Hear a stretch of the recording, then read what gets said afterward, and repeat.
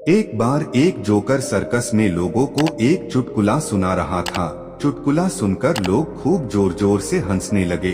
कुछ देर बाद जोकर ने वही चुटकुला दोबारा सुनाया। अब की बार कम लोग हंसे। थोड़ा और समय बीतने के बाद तीसरी बार भी जोकर ने वही चुटकुला सुनाना शुरू किया, पर इससे पहले कि वो अपनी बात खत्म करता बीच में ही एक दर्शक बोला, अरे कितनी बार एक ही चुटकुला सुनाओगे, कुछ और सुनाओ, अब इस पर हंसी नहीं आती। जोकर थोड़ा गंभीर होते हुए बोला, धन्यवाद भाई साहब, यही तो मैं भी कहना चाहता हूँ। जब खुशी के एक कारण की वजह से आप लोग बार बार खुश नहीं हो सकते, तो दुख के एक कारण से बार बार दुखी क्यों होते हो? भाइयों, हमारे जीवन में अधिक दुख और कम खुशी का यही कारण है। हम खुशी को आसानी से छोड़ देते हैं, पर दुख को पकड़कर बैठे रहते हैं। मित्रों, इस बात का आशय यह है कि जीवन में सुख दुख का आना जाना लगा रहता है, पर जिस तरह एक ही खुशी को हम बार बार नहीं महसूस करना चाहते, उसी तरह हमें एक ही दुख से बार बार दुखी नहीं महसूस करना चाहिए। जीवन में सफलता तभी मिलती है जब हम दुखों को भूलकर आगे बढ़ने का प्रयत्न करते हैं। दास प्रथा के दिनों में एक मालिक के पास अनेकों गुलाम हुआ करते थे। उन्हीं में लुकमान था तो सिर्फ एक गुलाम, लेकिन वह बड़ा ही चतुर और बुद्धिमान था।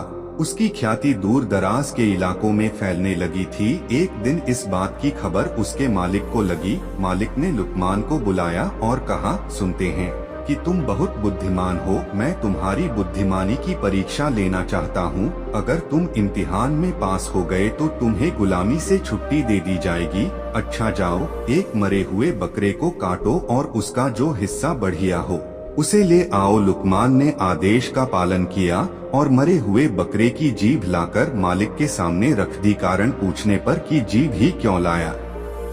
लुकमान ने कहा, अगर शरीर में जीभ अच्छी हो तो सब कुछ अच्छा ही अच्छा होता है। मालिक ने आदेश देते हुए कहा, अच्छा, इसे उठा ले जाओ और अब बकरे का जो हिस्सा बुरा हो उसे ले आओ। लुकमान बाहर गया, लेकिन थोड़ी ही देर में उसने उसी जीभ को लाकर मालिक के सामने फिर रख दिया। फिर से कारण पूछने पर लुकमान ने कहा, अगर शरीर में जीभ अच्छी नहीं तो सब बुरा ही बुरा है। उसने आगे कहते हुए कहा, मालिक, वाणी तो सभी के पास जन्मजात होती है, परंतु बोलना किसी किसी को ही आता है।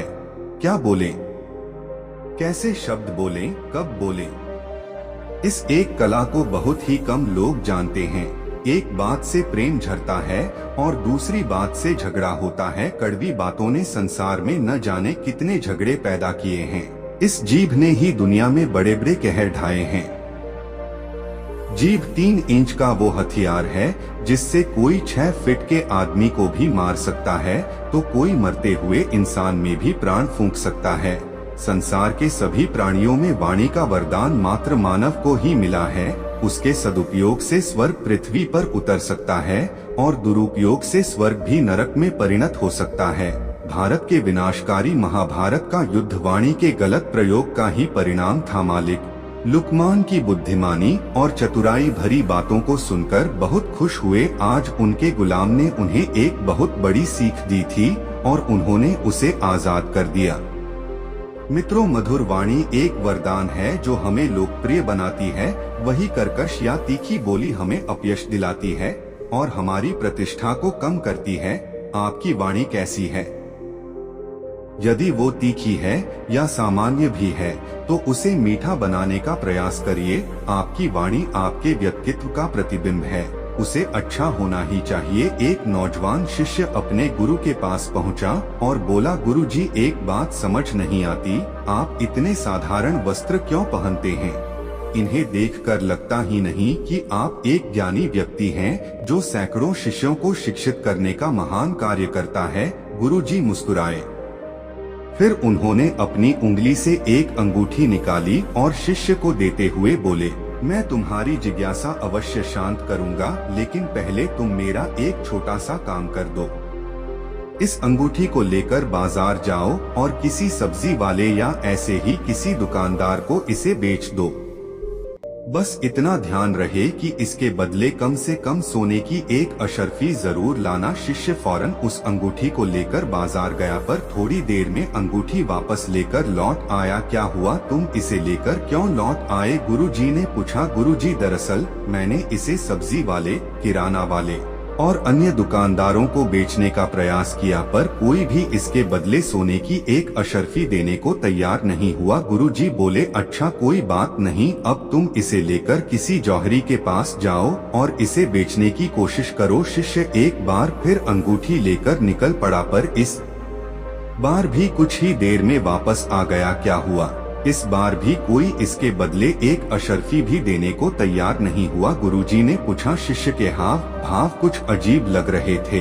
वो घबराते हुए बोला, अरे नहीं गुरुजी, इस बार मैं जिस किसी जौहरी के पास गया, सभी ने ये कहते हुए मुझे लौटा दिया कि यहाँ के सारे जौहरी मिलकर भी इस अनमोल हीरे को नहीं खरीद सकते। इसके लिए तो लाखों अशर्फिया भी कम हैं। यही तुम्हारे प्रश्न का उत्तर है। गुरुजी बोले, जिस प्रकार ऊपर से देखने पर इस अनमोल अंगूठी की कीमत का अंदाजा नहीं लगाया जा सकता, उसी प्रकार किसी व्यक्ति के वस्त्रों को देखकर उसे आंका नहीं जा सकता।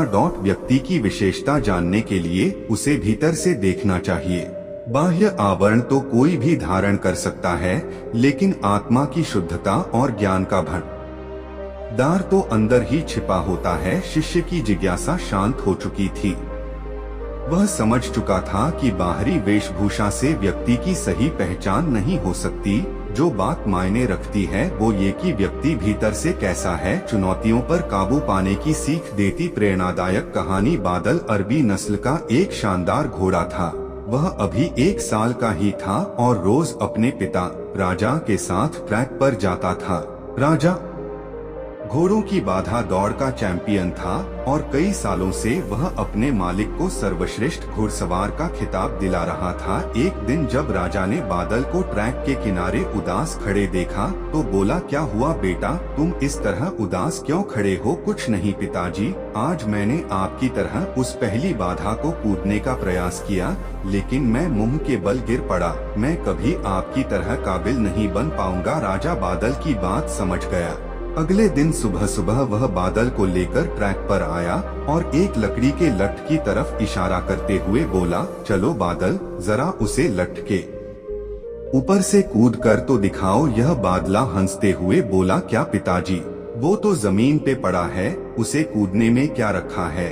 मैं तो उन बाधाओं को कूदना चाहता हूँ जिन्हें आप कूदते हैं। मैं जैसा कहता हूँ करो। राजा ने लगभग डपटते हुए कहा। अगले ही क्षण बादल लकड़ी के लठ की ओर दौड़ा और उसे कूदकर पार कर गया। शाबाश, ऐसे ही बार बार कूद कर दिखाओ। राजा उसका उत्साह बढ़ाता रहा। अगले दिन बादल उत्साहित था कि शायद आज उसे बड़ी बाधाओं को कूदने का मौका मिले, पर राजा ने फिर उसी लठ को कूदने का निर्देश दिया। करीब 1 हफ्ते ऐसे ही चलता रहा। फिर उसके बाद राजा ने बादल से थोड़े और बड़े लठ कूदने की प्रैक्टिस कराई। इस तरह हर हफ्ते थोड़ा थोड़ा करके बादल के कूदने की क्षमता बढ़ती गई और एक दिन वो भी आ गया जब राजा उसे ट्रैक पर ले गया। महीनों बाद आज एक बार फिर बादल उसी बाधा के सामने खड़ा था जिस पर पिछली बार वह मुंह के बल गिर पड़ा था। बादल ने दौड़ना शुरू किया। उसके टापों की आवाज साफ सुनी जा सकती थी। 1 2 3 जंप और बादल बाधा के उस पार था। आज बादल की खुशी का ठिकाना न था। आज उसे अंदर से विश्वास हो गया कि एक दिन वो भी अपने पिता की तरह चैंपियन घोड़ा बन सकता है और इस विश्वास के बलबूते आगे चलकर बादल भी एक चैंपियन घोड़ा बना।